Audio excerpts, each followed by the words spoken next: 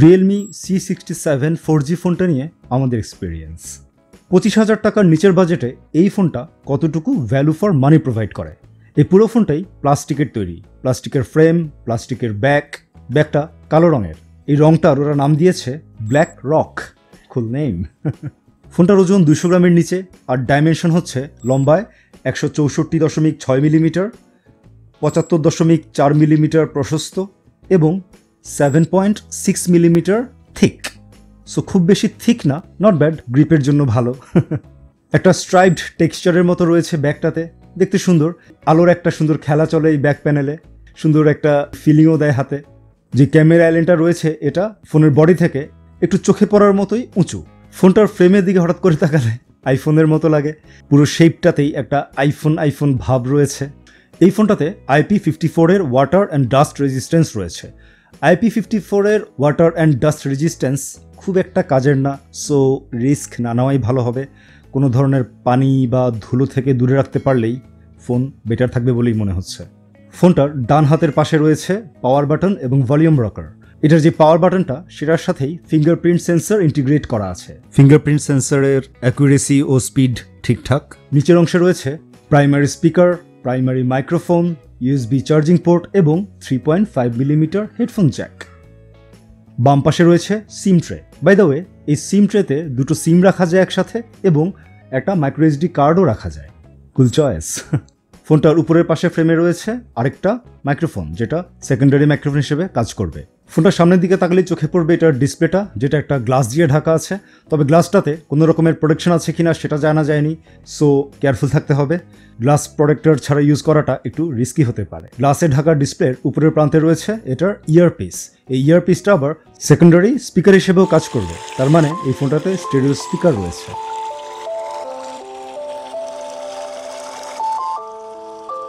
এবার ফোনটার যে মূল অংশ ডিসপ্লে, সেটার দিকে তাকালে আমরা দেখতে পাই যে 6.72 ইঞ্চির একটা ফুল HD প্লাস 90 হার্জের রিফ্রেশ রেটের ডিসপ্লে। ডিসপ্লের দুপাশে যে বেজেল রয়েছে সেটা উপরের যে বেজেল তার চেয়ে একটু কম, আর উপরের বেজেলটা নিচের বেজেল থেকেও কম। মানে যে চিনটা রয়েছে সেটা সবচেয়ে পুরু একটা বেজেল দিচ্ছে এই ফোনে। সো খুব বেশি থিন বেজেল বলা যায় না, চলে। বাজেট অনুযায়ী আমাদেরকে এইটুক স্যাক্রিফাইস তো করতেই হবে। ডিসপ্লের উপরের অংশে মাঝামাঝি রয়েছে একটা পাঞ্চ হোল, আর এই পাঞ্চ হোলের মধ্যেই রয়েছে এটার ফ্রন্ট ক্যামেরা। এই ডিসপ্লেটা 800 নিট ব্রাইটনেস সাপোর্ট করে, কিন্তু হাই ব্রাইটনেস মোডে এটা 950 নিট পর্যন্ত দেখাতে পারে। মানে সূর্যের আলোয় খানিক সময়ের জন্য এটা 950 নিটসের ব্রাইটনেস টাচ করতে পারে। আমাদের টেস্টে ডে লাইট ভিজিবিলিটি ওকে, চলে, খুব বেশি ভালো না। ডিরেক্ট সানলাইটের নিচে খানিকটা স্ট্রাগল করতেই হয় অধিকাংশ ফোনের মতোই। তবে ইনডোরে ডিসপ্লেটা বেশ ভালো, লো লাইটেও ডিসপ্লে ভালোই দেখায়। সো ওভারঅল মিডিয়া কনজামশন অথবা ইউজার এক্সপিরিয়েন্স খারাপ না এই ডিভাইসের ক্ষেত্রে।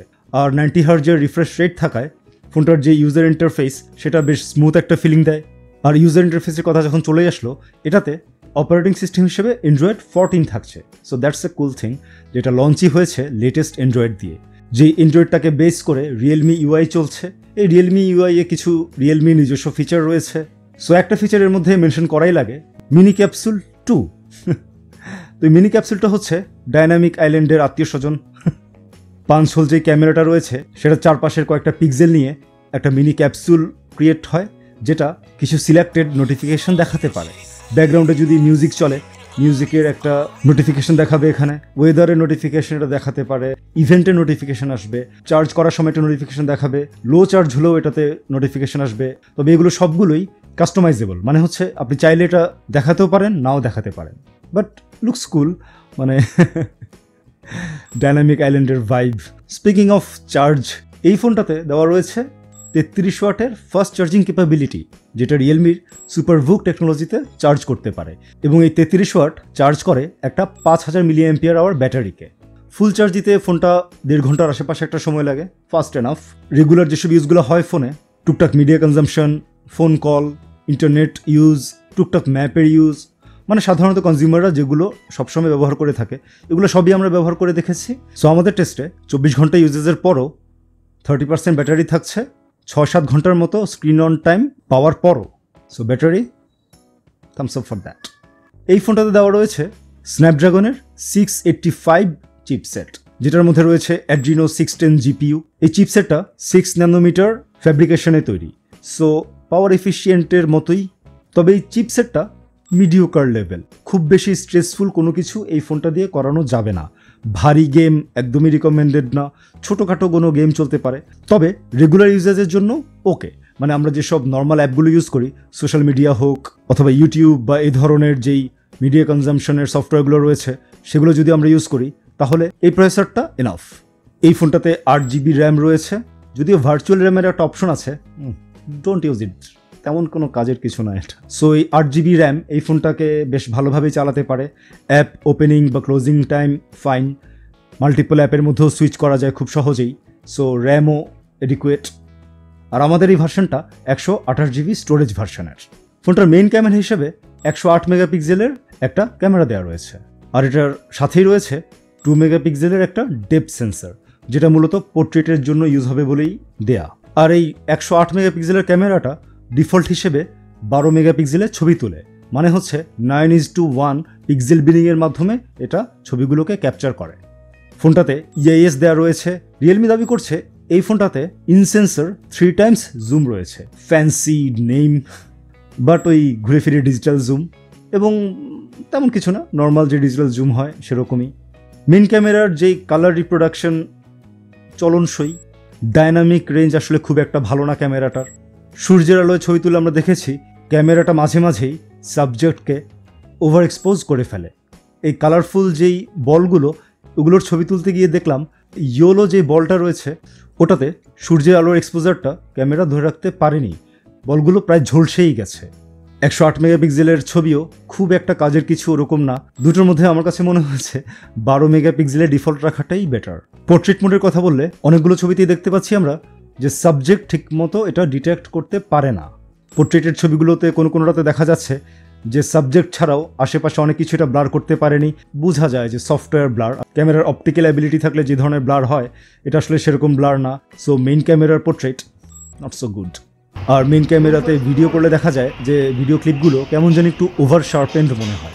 ভিডিও চলা অবস্থায় ক্যামেরা জুম করা যায়, তবে জুম করলে ওই ক্লিপ আর ব্যবহারযোগ্য থাকে না। মেইন ক্যামেরা ভিডিওতে 3 টাইমস জুম কাজের কিছু না। মেইন ক্যামেরা ভিডিওতে আরেকটা ফিচার রয়েছে যেটাকে ওরা বলছে আলট্রা স্টেডি মুড, মানে হচ্ছে এখানে স্টেবিলিটি অনেক বেশি থাকবে। এটা হচ্ছে আলট্রা স্টেডি মুড। এই আলট্রা স্টেডি মুডে EIS অন হবে এবং ক্লিপটা একটু স্টেবল হবে। হাঁটতে হাঁটতে যে ভিডিওটা করছি স্টেবিলিটি কেমন বাড়ছে একটা আইডিয়া পেয়ে যাবেন। এবং এই আলট্রা স্টেডি মোডে তখন আর ওই জুম কাজ করে না ভিডিওর ভেতরে। সেলফি ক্যামেরার কথা বললে 8 মেগাপিক্সেলের একটা সেলফি ক্যামেরা দেওয়া রয়েছে। সেলফি ক্যামেরাতেও পোর্ট্রেট মোড রয়েছে, তবে আমার কাছে মনে হয়েছে যে সেলফি ক্যামেরার পোর্ট্রেট মেইন ক্যামেরার পোর্ট্রেটের চেয়ে বেটার, যেটা আসলে হওয়ার কথা না। মেবি ওই স্পেসিফিক কনটেক্সট বা ছবির জন্য এটা হয়েছে, বাট আমাদের রেজাল্ট তাই। Selfie camera video, let's check out the resolution of the video and also the mic quality. Selfie camera video so so. আরেকটা জিনিস মাথায় রাখতে হবে যে এই ফোনটার মেইন ক্যামেরা এবং সেলফি ক্যামেরা দুটোতেই ভিডিও রেজুলেশন 1080 পিক্সেল পর্যন্তই ম্যাক্সিমাম। রাতের আলোর ছবিগুলোর ক্ষেত্রে দেখা যায় যে কালার ইনফরমেশন মোটামুটি খুব একটা ভালো না। ছবিগুলো একটু বেশি স্মুথেন্ড মনে হয়, ডিটেলসও কম। পোর্ট্রেট মোডেও সোসো, ছবি খুবই বেশি পলিশড অথবা স্মুথ একটা লুক দিয়ে দেয়। এই ভিডিওটা করা হচ্ছে রিয়েলমি 667 এর মেইন ক্যামেরা দিয়ে। রাতের বেলার ভিডিও শট, মাইকের কোয়ালিটিটা বোঝা যাচ্ছে। ভিডিওটা করা হচ্ছে রিয়েলমি 67 এর ফ্রন্ট ক্যামেরা দিয়ে।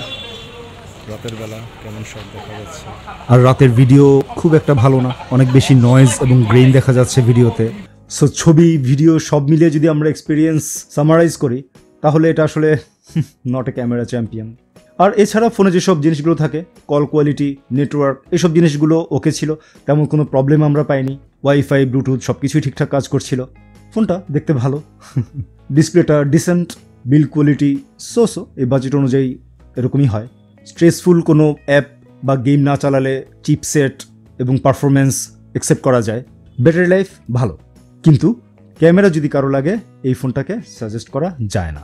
এই ফোনটা আমরা কিনেছিলাম অফিসিয়ালি 22,999 টাকা দিয়ে।